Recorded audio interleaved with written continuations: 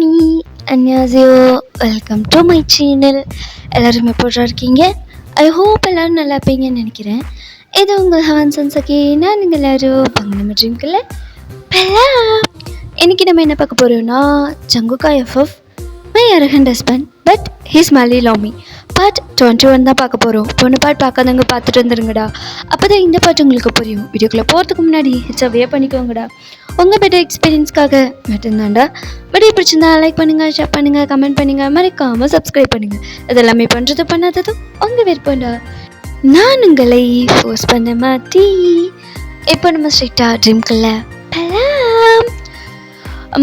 போன பாட்டில் எதில் stop பண்ணியிருப்பேன்னா, JK வந்து மயங்கி விழுந்திருப்பார். வீட்டுக்கே டாக்டர் எல்லாம் கூட்டிகிட்டு வர வச்சு செக் பண்ணிட்டு இருந்திருப்பீங்க. நீங்கள் ரொம்ப பதட்டமாக பயத்தோட பயந்துட்டு இருந்திருப்பீங்க. ஸோ இப்போது டாக்டரும் ஜேகேவை ஃபுல்லி செக் பண்ணிட்டாரு. அவர் கையில் இங்கே கேனோலாம் இருக்கு இல்லையா, ஸோ ட்ரிப்ஸ் போடுறதுக்காக ஒரு இன்ஜெக்ஷன், பெரிய இன்ஜெக்ஷன் ஒன்று போடுவாங்க வெயினில். ஸோ அந்த ஒரு இன்ஜெக்ஷன் தான் போடுறாங்க. அது வழியாக வந்து ட்ரிப்ஸ் ஏறிட்டுருக்கு ஜேகேக்கு. அதில் நிறைய இன்ஜெக்ஷன்ஸும் போடுறாங்க. ஸோ இங்கே வந்து அவர் வந்து ஒரு சில வந்து டேப்லெட்ஸு அதுவும் இல்லாமல் கொஞ்சம் வந்து இன்ஜெக்ஷன்ஸ் எல்லாமே ப்ரிஸ்கிரைப் பண்ணுறாரு. ஸோ அது அவருக்கு கையில் இருக்காது. ஸோ வெளியில் தான் போய் வாங்கிட்டு வரணும். இங்கே ஜீவனும் யோன்சனும் இந்த ப்ரிஸ்கிரிப்ஷனை வாங்கிட்டு இப்போ அந்த மெடிசன்ஸ் வாங்கிறதுக்காக வெளியே கிளம்பிட்டாங்க. இங்கே டாக்டர் தான். நீங்கள் டாக்டர்கிட்ட தான் கேட்குறீங்க, டாக்டர் என்னாச்சு அவருக்கு? அவர் நல்லா இருக்காருல்ல, எதுக்கு மயக்கம் போட்டு விழுந்தார்? அதுவும் இல்லாமல் சரியாக சாப்பிடவே மாட்டேங்கிறாரு, என்னாச்சு டாக்டர் அப்படின்ற மாதிரி நீங்கள் ஒரு மாதிரி பதட்டமாக கேட்குறீங்க. அவருக்கு புரியுது உங்களோட பதட்டம். டாக்டர் உங்களை பார்க்குறாரு.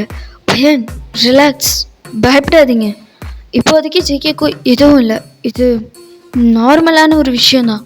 இப்போ ஜேகே நல்லா இருக்காரு. நான் ட்ரிப்ஸ் போட்டிருக்கேன், எனர்ஜிக்காக ட்ரிப்ஸ் போட்டிருக்கேன். இன்னும் ஒரு ஒன் ஆர் 2 ஹவர்ஸில் ஐஸ் ஓப்பன் பண்ணிவிடுவார். என்னாச்சு டாக்டர்? ஏன் அவர் அப்படியே மயக்கம் போட்டு விழுந்தார்? அது ஜேகே ஃபிசிக்கலாகவும் மென்டலாகவும் ரொம்ப டயர்டாக இருக்கார், ரொம்ப வீக்காக இருக்கார்.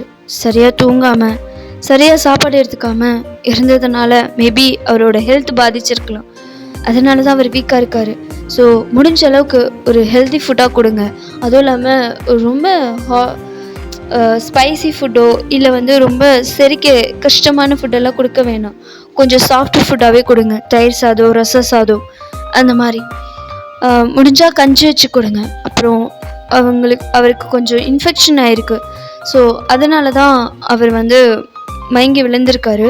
ஸோ அதுக்கு நான் கொஞ்சம் இன்ஜெக்ஷன் ப்ரிஸ்கிரைப் பண்ணியிருக்கேன். அண்டு ஒரு ஸ்டாஃபையும் நான் வர சொல்லியிருக்கேன். அவங்க வந்து 3 days உங்கள் கூடவே இருந்து அந்த இன்ஜெக்ஷன்ஸை வந்து கண்டினியூ பண்ணுவாங்க. ஸோ கொடுத்த மெடிசன்ஸை ஃபாலோ பண்ணிக்கோங்க, ஹெல்தி ஃபுட்டு கொடுங்க, டைமுக்கு அவரை தூங்க சொல்லுங்கள், சீக்கிரமாக ரெக்கவர் ஆகிடுவார் அப்படின்ற மாதிரி சொல்கிறாங்க. உங்களுக்கும் இப்போ தான் புரியுது, ஓகே அவர் வந்து சாப்பிடாம தூங்காமல் இந்த ப்ராப்ளம் நடந்துட்டு இருந்தது இல்லையா, ஸோ அதனால தான் அவர் இப்படி இருந்திருப்பார் போல், அதனால தான் வீக்காக இருப்பார் போல் அப்படின்ற மாதிரி உங்களுக்கு புரியுது. உங்களுக்குன்னா அழுகையாக வருது, ஏன்னா உங்களால் தான் அவருக்கு இப்படி ஆயிடுச்சு. ஸோ நீங்கள் சொன்ன அந்த ஒரு வார்த்தை, நீங்கள் எவ்வளோ திட்டியிருந்தாலும் அடிச்சிருந்தாலும் ஜேகே இந்த அளவுக்கு சீரியஸாக எடுத்திருக்க மாட்டார். பட் நம்ம வந்து டிவோர்ஸ் பண்ணிக்கலாம் அப்படின்ற சொன்ன அந்த ஒரு வார்த்தை அவர் எந்த அளவுக்கு பாதிச்சிருக்குன்னு இப்போ தான் உங்களுக்கு புரியுது. கொஞ்சம் கொஞ்சமாக ஜேகே உங்கள் மேலே எந்த அளவுக்கு ஃபாலோ ஆயிருக்காரு அப்படின்றதையும் நீங்கள் இப்போ தான் புரிஞ்சுக்கிறீங்க. ஸோ இப்போது டாக்டர்கிட்ட அட்வைஸ் எல்லாம் வாங்கியாச்சு. இப்போது ஜேகே கிட்ட தான், ஜேகே பக்கத்தில் பெட்டில் வந்து உட்காந்துருக்கீங்க.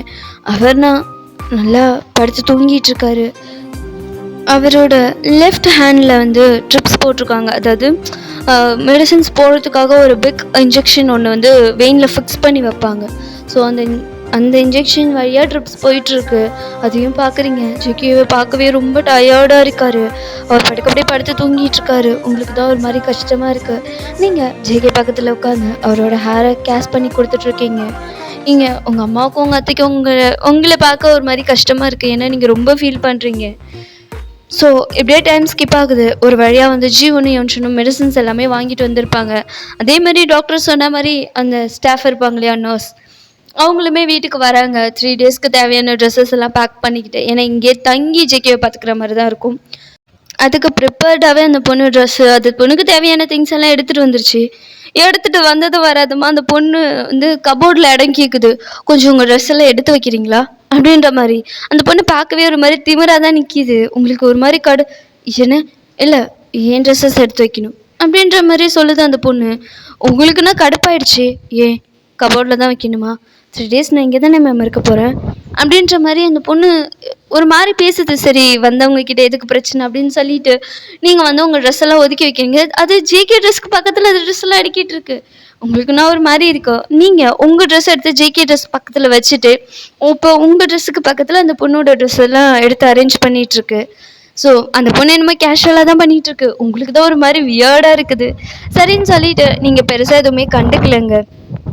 நீங்கள் பாட்டுக்கு உங்கள் வேலையை தான் பார்த்துட்ருக்கீங்க. ஜேகே பார்த்துட்ருக்கீங்க. டாக்டர் சொன்ன மாதிரியே ஒரு 2 hours கழிச்சு ஜேகே அப்படியே பொறுமையாக ஐஸ் ஓப்பன் பண்ணுறாரு. பார்த்தா நீங்கள் தான் பக்கத்தில் உட்காந்துருக்கீங்க. இங்கே ஜேகே எழுந்ததுமே சங்குக் இப்போ எப்படி இருக்கீங்க? ஓகே தானே? உங்களுக்கு எதாவது பண்ணுதா? நான் எதாவது எடுத்துகிட்டு வரவா அப்படின்ற மாதிரி சொல்லி கேட்குறீங்க. ஜேகே எதுவுமே பேசல. இங்கே ஜேகே வந்து அவங்க அம்மாவை கூப்பிடுறாரு. ஐ மீன் அவங்க மம்மி உங்கள் அத்தையை கூப்பிடுறாரு. ஜேகே என்ன வேணும் சொல்லுங்கள் நான் பண்ணுறேன். மா அப்படின்ற மாதிரி அவர் ரொம்ப லோ வாய்ஸில் அவரால் கத்தக்கூட முடியலங்க. அந்தளவுக்கு பிள்ளை வீக் ஆகிடுச்சி. அந்த மாதிரி கத்துறாரு. நீங்கள் சங்கோ என்கிட்ட சொல்லுங்கங்க என்ன வேணும் அப்படின்ற மாதிரி நீங்கள் கேட்குறீங்க. பட் ஆனால் உங்ககிட்ட பேசவே மாட்டேங்கிறாரு. இந்த பொண்ணு பால்கனி கிட்ட தான் நின்றுட்டுருக்கோம். ஜேகே கத்துறதை பார்த்துட்டு சங்குக்ஸா என்னாச்சு எதுக்கு இப்படி கத்துறீங்க அப்படின்ற மாதிரி அவர் சொன்னதும் ஜேகே இந்த ஸ்டாஃப் இருக்காங்க இல்லையா நர்ஸ் அவங்கள வந்து வியர்டாக பார்த்துட்டு நீங்கள் யார் என் ரூமில் என்ன பண்ணுறீங்க அப்படின்ற மாதிரி கேட்குறாரு.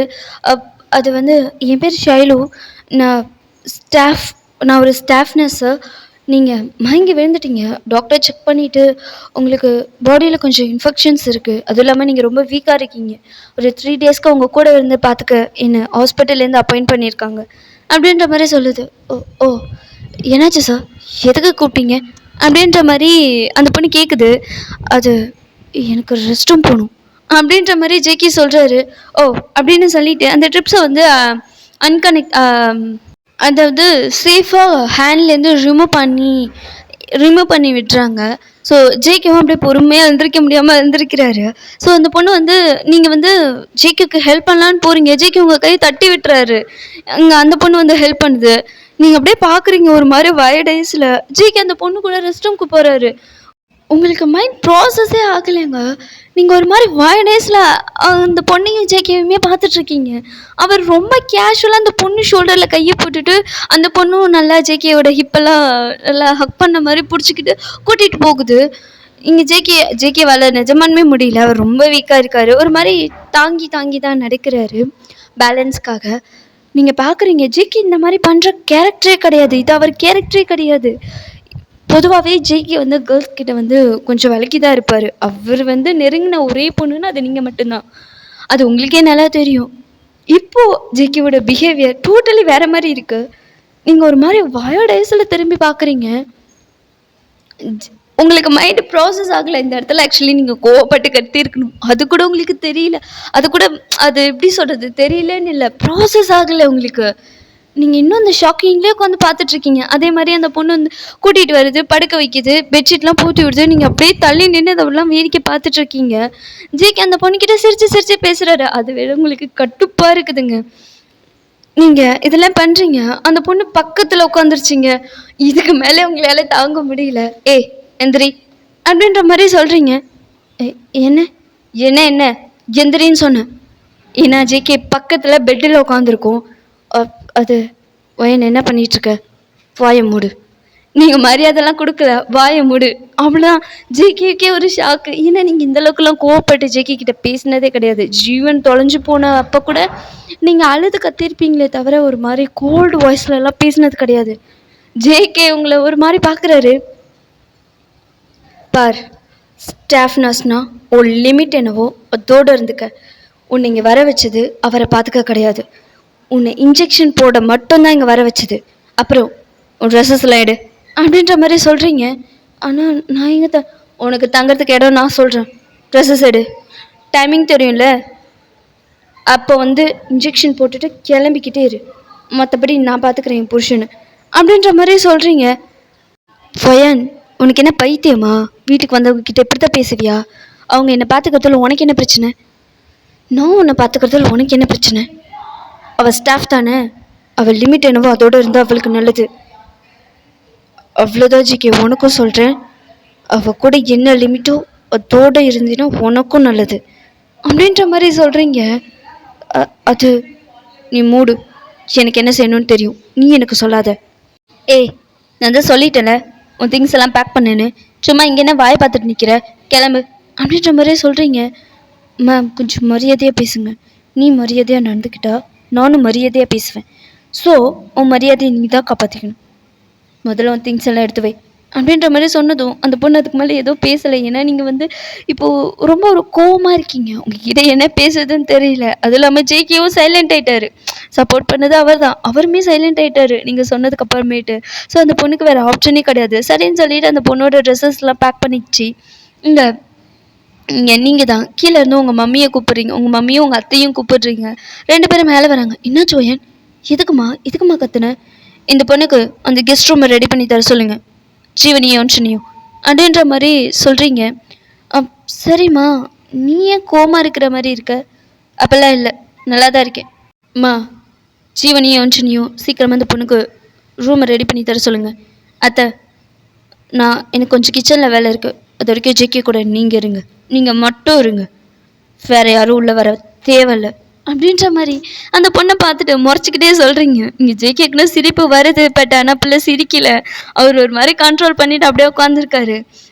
நீங்கள் தான் அந்த பொண்ணை பார்த்து முறைச்சிக்கிட்டே அப்படியே கீழே போயிடுறீங்க. ஜேகேக்கு இப்போ வந்து ஃபுட் ரெடி பண்ணணும் இல்லையா?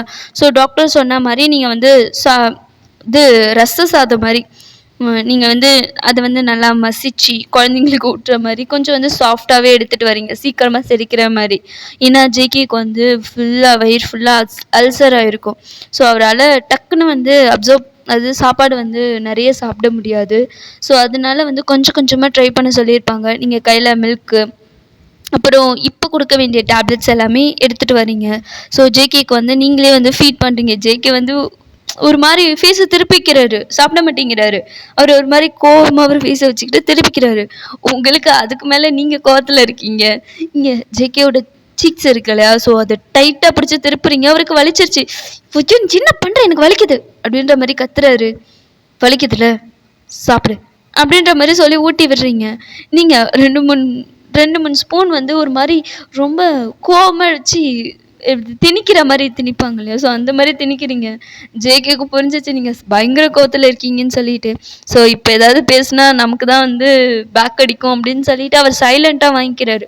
அவர் அமைதியாக வாங்க நீங்கள் அப்படியே கொஞ்சம் வந்து சாஃப்டாக ஸ்லோவாக அவருக்கு கொஞ்சம் கொஞ்சமாக ஊட்டி விடுறீங்க. அதே மாதிரி அவரை நல்லா பார்த்துக்கிறீங்க. அந்த டவலை வச்சு தொடச்சி விடுறது, அதாவது தண்ணியில் டிப் பண்ணி பாடி ஃபுல்லாக வந்து தொடச்சி விடுவாங்க இல்லையா? அந்த மாதிரி தொடச்சி விடுறது. ஏன்னா குளிக்கெல்லாம் கூட்டிகிட்டு போகல, பிள்ளை ரொம்ப வீக்காக இருக்கு இல்லையா? ஸோ இப்போ குளிக்க வேணாம் அப்படின்னு சொல்லிட்டு நீங்கள் ஃபுல்லாக பாடி ஃபுல்லாக தொடச்சி விட்டுட்டு ட்ரெஸ்ஸை மட்டும் சேஞ்ச் பண்ணி விட்டுறீங்க. அதே மாதிரி ஜேகே கூடவே இருந்து ஜேகேவை வந்து ஃபுல்லாக டேக்கப் பண்ணிக்கிறீங்க. அந்த பொண்ணு வருது, இன்ஜெக்ஷன் போடுது, உட்காரலான்னு உட்காரும். நீங்கள் ஏதாவது சொல்லி அந்த பொண்ணை ரூமுக்கு துரத்தி விட்டுருவீங்க. அப்போல்லாம் ஜேகேக்கு பயங்கரமாக சிரிப்பு வரும். பட் இருந்தாலும் அவர் தான் உங்கள் மேலே கோவமாக இருக்கார் இல்லையா? ஸோ சிரிக்க மாட்டார், ஒரு மாதிரி கண்ட்ரோல் பண்ணிட்டு உட்காந்துருப்பார். ஸோ இப்படியே அந்த 3 days இப்படியே அந்த நைட்டும் வந்து ஸ்கிப் ஆகிருக்கும். ஸோ இப்போ வந்து யோன்ஷனும் அந்த ஜீவன் 2 பேரும் தான் அவங்க வந்து காலேஜுக்கு வந்து போகிறாங்க. காலேஜுக்கு போகலாம், ஆல்ரெடி நிறைய நாள் லீவ் ஆயிடுச்சு, இதுக்கு மேலே லீவ் போட முடியாதுன்னு சொல்லிட்டு காலேஜுக்கு போகலான்னு சொல்லிட்டு கிளம்பிட்டாங்க. கூடவே வந்து யோன்ஷன் ஒரு பைக்கில், ஜீவன் ஒரு பைக்கில் இருக்காங்க. இங்கே வந்து ஜீவன் வந்து போயிட்டாரு, எனக்கு வந்து ஸ்பெஷல் கிளாஸ்லாம் இருக்குடா, நான் போகிறேன், நீ பொறுமையா வா அப்படின்னு சொல்லிட்டு போயிட்டாரு. இங்கே ஜானு தான், டேய் அண்ணா நில்லுடா நானும் வரேன் அப்படின்னு சொல்லிட்டு கத்திக்கிட்டே ஓடுவா. அதுக்குள்ளே அவர் போயிட்டாரு. இங்கே யோன்ஷன் வந்து சாப்பிட்டுட்டு இருப்பார். இங்கே ஜானு வந்து யோன்ஷன் பார்த்துட்டு சிரிச்சுக்கிட்டே அவர் அப்படியே பார்த்துட்ருக்காரு. ஏன்னா யோன்ஷன் தான் சொல்லியிருப்பாரு, இந்த மாதிரி நீ சொல்லிட்டு போயிடு மச்சான், ஜானுவை நான் கூட்டிகிட்டு வந்துடுறேன் அப்படின்ற மாதிரி. ஜீவனுக்கு எல்லாமே தெரியும், இந்த மாதிரி யோன்ஷனும் ஜானுவும் லவ் பண்ணுறாங்க, அவங்களுக்கே தெரியாமல் லவ் பண்ணியிருக்காங்க, இப்போ தான் தெரியுது அப்படின்ற மாதிரி எல்லா விஷயமும் ஜீவன் கிட்ட வந்து யோன்ஷன் சொல்லியிருப்பாரு. யோன்ஷன் வந்து சாப்பிட்டுட்டு தான் இருப்பார். ஸோ அவர் ஒரு மாதிரி ஸ்மக் பண்ணிட்டு சாப்பிட்றாரு. இங்கே ஜானு ஜீவன் பைக் போன திசையிலே அப்படியே பார்த்துட்டு நின்றுட்டுருக்கா. இங்கே உங்கள் அம்மா தான், என்னடி போலியா நீ, பெரியம்மா அவன் என்னை விட்டுட்டு போயிட்டான் அப்படின்ற மாதிரி கத்திட்டு புலம்பிட்டு உட்காந்து அதை நின்றுட்டுருக்கா. பெரியப்பா காசு கொடு, நான் பஸ் பிடிச்சி போகிறேன் அப்படின்னு. அம்மா எதுக்கும்மா பஸ் எல்லாம் பஸ் பிடிச்சி போனால் டைம் ஆகிடும். அதான் சின்ன மாப்பிள்ளை இருக்கார்ல, அவர் ஒன்று ட்ராப் பண்ணிடுவார், 2 பேரும் ஒரே காலேஜ் தானே அப்படின்ற மாதிரி சொல்கிறாரு உங்கள் பெரியப்பா. இது மாதிரி உங்கள் அப்பா ஜானுவோட பெரியப்பா, உங்கள் ஜானுவுக்கு பெரியப்பா, உங்களுக்கு அப்பா. ஸோ சொன்னதுமே இங்கே யோன்சனுக்கு தான், பிள்ளைக்கு ஃபீஸ் ஃபுல்லாக பல்லையாக இருக்குது. பட் ஆனால் ஜானு தான் யோன்சன் மேலே வந்து கோமா இருக்காங்க இல்லையா. ஸோ அதெல்லாம் ஒன்றும் தேவையில்லை, அப்படியே டைம் ஆச்சுன்னா கேப் புக் பண்ணி போய்க்கிறேன், நீங்கள் காசு மட்டும் கொடுங்க அப்படின்ற மாதிரி ஜானு சொல்கிறா. இங்கே ஜேக்கோட அம்மா தான், ஏம்மா அதான் வீட்டில் இவ்வளோ கார் இருக்குல்ல, என்ன டிரைவர் கொண்டு வந்து ட்ராப் பண்ண சொல்கிறேன், அப்படி இல்லைன்னா யோன்சனும் சாப்பிட்டு முடிச்சிட்டான், அவனையும் ஒன்று காலேஜில் ட்ராப் பண்ணுவான் அப்படின்ற மாதிரி அவங்க சொல்கிறாங்க. இங்கே ஜானு தான், இல்லை பரவாயில்ல, நான் கேப் இல்லைன்னா பஸ்லேயே போய்க்கிறேன், தேவையில்லாமல் அவருக்கு எதுக்கு சிரமம் அப்படின்ற மாதிரி நீங்கள் சொல்கிறீங்க. இப்போ ஆக்சுவலி உங்களுக்கு வந்து யோன்சன் கூட போகல சுத்தமாக விருப்பமே இல்லை, நீங்கள் வந்து ஒரு மாதிரி கோவமாக இருக்கீங்க அவர் மேலே. பட் ஆனால் அவங்கக்கிட்ட அதை ஓப்பனாக சொல்ல முடியாது இல்லையா. ஸோ அதனால் நீங்கள் இப்படி சொல்கிறீங்க. இங்கே உடனே யோன்சன் தான், அட இதில் என்ன இருக்குது ஜானு, எனக்கு எந்த பிரச்சனையும் இல்லை, 2 பேரும் ஒரே காலேஜ் தானே, அப்படியே போகிற வேலை ஒன்றையும் ட்ராப் பண்ண போகிறேன், எனக்கு எந்த பிரச்சனையும் இல்லை, நீ தாராளமாக என் கூட வரலாம் அப்படின்ற மாதிரி அவர் சொல்கிறாரு. உனக்கு என்ன பிரச்சனை, எனக்கு தான் எல்லாம் பிரச்சனையும் அப்படின்ற மாதிரி நீங்கள் மனவறீங்க. என்ன ஜானு கேட்கல. ஒன்றும் இல்லை மாமா, நான் சும்மா பேசிகிட்டு இருந்தேன், பரவாயில்ல, நீங்கள் சாப்பிட்டுட்டு பொறுமையாக வாங்க, நான் இப்போது அர்ஜெண்ட்டாக காலேஜுக்கு போகணும், நான் கேப் பிடிச்சி போய்க்கிறேன் அப்படின்ற மாதிரி அகைன் அவள் அதை தான் சொல்கிறான். அட நான் சாப்பிட்டு முடிச்சிட்டேம்மா, இதுக்கு மேலே நான் சாப்பிட ஒன்றும் இல்லை, வெறும் பிளேட்லலாம் நான் சாப்பிட்றதில்ல அப்படின்ற மாதிரி யோன்சன் சொல்கிறாரு. வேறு வழியே இல்லைங்க, ஜானு இப்போ வந்து யோன்சன் கூட தான் போய் ஆகணும், அவருக்கு ஒரு மாதிரி கடுப்பாக இருந்தாலும் சரி என்ன பண்ணி தொலைக்கிறது, வேறு வழி இல்லையே அப்படின்னு சொல்லிட்டு இங்கே அவங்க அம்மாவும் வந்து வழியெல்லாம் அனுப்பி வைக்கிறாங்க. சரி இப்போ நீங்கள் வந்து யோன்சன் கூட பேக் சீட்டில் உட்காந்துருக்கிறீங்க, ஒன் சைட் கால் போட்ட மாதிரி தான் உட்காந்துருப்பீங்க.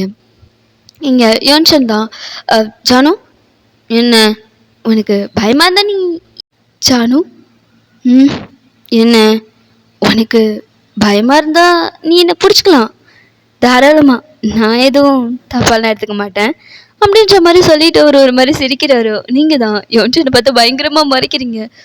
இல்லை ஒரு சேஃப்டிக்கு தான் சொன்னேன், நீ எதுவும் தப்பாக எடுத்துக்காத, உனக்கு வேணான்னா ஓகே, நீ உனக்கு பிடிச்ச மாதிரி உட்காந்துக்க அப்படின்ற மாதிரி சொல்கிறாரு. சீக்கிரம் பைக் எடுக்கிறீங்களா, காலேஜுக்கு டைம் ஆகுது அப்படின்ற மாதிரி நீங்கள் சொல்கிறீங்க. தோ தோ தோ தோ போயிடலாம் அப்படின்னு சொல்லிட்டு யோன்சனும் பைக்கை ஸ்டார்ட் பண்ணுறாரு. ஸோ இப்போ 2 பேரும் ஒரு வழியாக காலேஜில் வந்து இறங்குறீங்க. வர வழி ஃபுல்லாக வீணுக்குன்னு இந்த ஸ்பீட் பிரேக்கராக பார்த்து விட்டுறது, பள்ளத்தில் விட்டுறது, வீணுக்குன்னு இந்த மாதிரி பண்ணியிருப்பார். உங்களுக்கு நல்லாவே புரியுது அவர் வேணும்னு தான் பண்ணுறாரு அப்படின்னு சொல்லிட்டு. சரி அப்படின்னு சொல்லிட்டு நீங்கள் பேசவே இல்லை. உங்கள் வீடை தாண்டினதுலேருந்து நீங்கள் வந்து ஒரு மாதிரி மூஞ்ச முறுக்கிக்கிட்டு தான் இருக்கீங்க. ஐ மீன் ஜானுவை சொல்கிறேன், முறுக்கிட்டு தான் இருக்கா. அவள் பேசவே இல்லை, ஒரு மாதிரி சைலண்ட்டாக வந்துட்டுருப்பான். இப்போது காலேஜில் விட்ட வேகம் விறுவிறுன்னு இறங்கி அவள் படுக்க அவள் கிளாஸ் ரூமுக்கு போகிறா, நடந்துட்டுருக்கா. இங்கே யோன்சன், ஜானு எனக்கு புரியுது நீ என் மேலே கோமா இருக்க அப்படின்னு சொல்லிட்டு, ஆனால் நான் நான் உங்ககிட்ட கொஞ்சம் பேசணும், நான் உங்ககிட்ட கொஞ்சம் பேசலாமா அப்படின்ற மாதிரி அவர் கேட்குறாரு. ஆனால் இங்கே தான் ஜானு இல்லையே, அங்கேருந்து ஆப்போசிட்லேருந்து எந்த பதிலும் ரெஸ்பான்ஸ் எதுவுமே இல்லை. ஜானு எனக்கு புரியுது நீ என் மேலே கோமா இருக்குன்னு, நான் தான் எக்ஸ்பிளைன் பண்ணுறேன்னு சொல்கிறேன், நீ ப்ளீஸ் ஏதாவது ரிப்ளை பண்ணு.